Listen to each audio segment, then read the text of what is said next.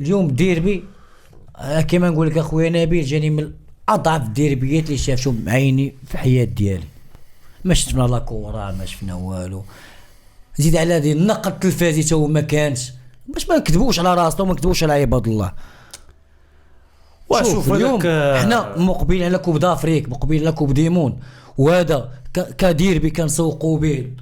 بزاف ديال الحوايج. اليوم طلعوا احنا عاد ترجعوا للكره. انا معك في السؤال ديالك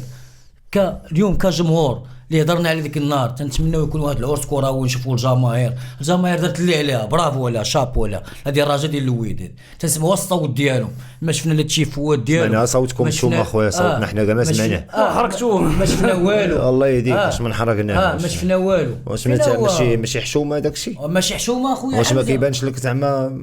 كيبان لك عادي انا ما عجبني والو كيبان لك عادي شوف لا ديربي واش عجباتك لومبيونس اللي كاينه ما شفتهاش راه ما تنقل المغربي بلا ما نعمم شكون